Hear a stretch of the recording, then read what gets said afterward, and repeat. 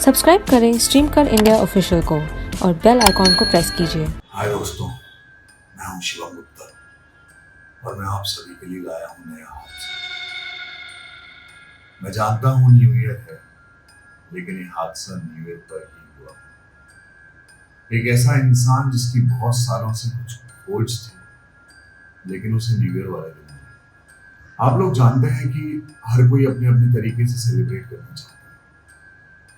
एक राइटर था जो लिखता था एनर्जीज के बारे में, चुड़ैलों के बारे में, भूत प्रेतों के बारे में, लेकिन उसकी जिंदगी का सबसे बड़ा दुख था कि उसने कभी वो एक्सपीरियंस नहीं किया था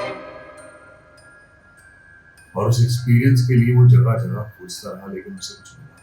फाइनली उसने डिसाइड किया कि मैं किसी ऐसी जगह पर जाऊंगा जो अबेंडन होगी, किसी को बताकर नहीं जाऊंगा और वहां मैं कैसे भी मैनेज करूंगा। जैसे हम सब भगवान से कुछ मांगते हैं, वो शैतान से कुछ मांगता था। वो मांगता था कि एक बार उसे कुछ ऐसा मिले, कुछ ऐसा पता चले जिससे उसे लगे कि ये सब कुछ सच है। वो एक ऐसी जगह पर पहुंचता है जो जंगल जैसा इलाका है और वहां पर एक अबेंडन सी झोपड़ी जैसी है। वो देखता है आसपास के एरिया में कुछ भी नहीं। वहां से थोड़ी दूर एक गांव है, तो वो उस झोपड़ी में रहने लग जाता है।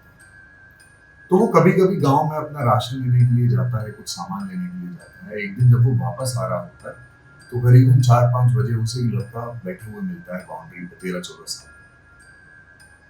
वो उस लड़के से बात करता है, उसे बड़ा अच्छा लगता है, लेकिन थोड़ा टाइम हो जाता है तो वो वापस अपने घर आ जाता है। अब वो सारा टाइम उस लड़के के बारे में सोचता है कि कम से कम मैं इससे बात करता हूँ, कितना छोटा है लेकिन उसके बाद कितनी मैच्योर बात है। और ये राइटर अपनी किताब में लिख रहा होता है और फाइनली अपनी किताब को खत्म कर रहा होता है इस बात से, ये सब मेरी एक कल्पना है, ये सब बिल्कुल भी सच नहीं। मैंने कभी देखा नहीं, महसूस नहीं किया, एहसास नहीं, लेकिन मुझे लगता है कि ये सब हो। वो जब ये सब सोच लिख ही रहा होता है, एकदम उसे ऐसा लगता है जैसे पास में कोई चल रहा है। वो लिखना बंद करता है और पूरा ध्यान लगाता है उस चीज पे। जब वो ध्यान लगाता है तो उसे देखता है कि उसके घर के चारों तरफ कोई चल रहा है, किसी के चलने की आवाज है। एक बात से वो एक्साइटेड भी होता है कि कहीं कोई एनर्जी तो नहीं, लेकिन उसे डर भी लगता है, मैं ऐसी जगह पर रह रहा हूँ, कोई गलत इंसान तो नहीं। जब ये सब सवाल उसके मन में चल रहे होते हैं, एकदम से कोई दरवाजा गेट खुलता है तो सामने वो बच्चा खड़ा है। वो कहता है, अरे तुम यहाँ क्यों कर रहे हो, क्या कर रहे हो यहाँ? कहता है, कुछ नहीं, घर पे सब सो गए थे, मुझे आपसे बात करके अच्छा लगा, तुम आ गए।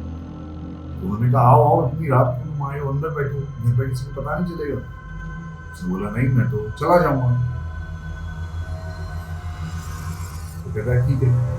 तो वो बातें करने लग जाता है, बिल्कुल मैच्योरली बातें चल रही है और ये बातों बातों में बताने लग जाता है कि किस चीज के बारे में लिख रहा है। तो वो लास्ट में कहता है, मैं फाइनली गिव अप कर रहा हूँ और मैं अभी लिखना बंद कर दूंगा। और वो कहता है, ये सब कुछ नहीं है।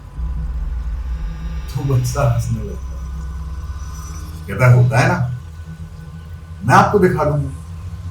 तो तुम दिखा दोगे? तो हाँ मैं दिखा दूंगा। तो चलो दिखाओ, फिर आप डरना मत। डरोगे तो नहीं ना, आप बड़े हो बट अब डर जाओ। नहीं नहीं मैं डरूंगा, मैं तो ढूंढ ही रहा हूं, चलो चलते हैं। वो कहता, चलो मेरे साथ।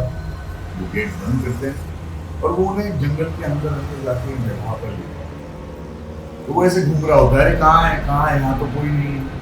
तो वो लड़का एक जगह पर एक डंडी को डालता है, उससे पता चलता है ये कुछ तो साइन है, कुछ तो सिंबल है। तो वो देखता है तो एकदम वो लड़का गायब हो जाता है और वो सोचता है, ये क्या है और ये कैसे? वो आवाज लगा रहा है कि अरे ऐसा मजाक मत करो, ये सब कुछ मजाक नहीं है।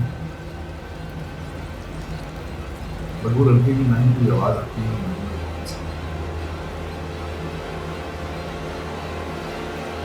जब वो उस लकड़ी की तरफ ध्यान देता है तो वो देखता है ऐसा लग रहा है जैसे कुछ कुछ ही कहना चाहता है। मैं बताना चाहता हूँ। वो सुबह का इंतजार करता है और सीधे गांव में जाता है कि मेरे साथ ऐसा ऐसा हुआ है, आप लोग मेरी मदद करो, यहाँ कुछ है जिसे देखना चाहिए। जब उसकी खुदाई की जाती है तो उसके अंदर से कंकाल निकलता है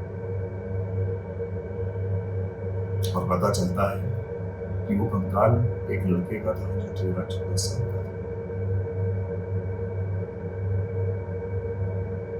फिर पता चलता है ये घर एक ऐसी औरत का था जिसे गांव वालों ने निकाल दिया था किसी वजह से। फिर किसी और कारण की वजह से उसकी मां को और बेटे को मार दिया और उसके बेटे को मार दिया, इसलिए उसकी आत्मा तब से निकल गई थी। क्या चाहती थी, क्या बताना चाहती थी, या तो इस इंसान की जो खोज थी इतने समय से उसे वो अपने होने का एहसास बताना चाहती थी, या ये राज खोलना चाहती थी कि गांव वालों ने ऐसा किया, ये पता नहीं। लेकिन वो नॉवल खत्म और वो कहता है कि ये सब कुछ सच है। मैं मिला हूँ आत्माओं से, वो भी अपना इंसाफ लेने आती है। परेशान करोगे तो वो भी परेशान करोगे। और वो उसकी किताब ये उसकी जिंदगी की सबसे अच्छी हैप्पी न्यू ईयर होती है, क्योंकि वो जिस चीज को सालों से खोज रहा होता है उसे वो मिल चुकी है। अगर आपको इस तरीके की कहानी पसंद है तो आप जल्दी से ऐप स्टोर पे जाएं और स्ट्रीम कर को डाउनलोड करें। मैं 9:30 बजे हर बुधवार को आता हूँ, हर बार किसी नए हादसे में से। आप सभी का इंतजार करूंगा मैं वहां किसी और हादसे में से। अपना बहुत ध्यान रखिए। Wish you all a very happy. Stream कर बेफिकर।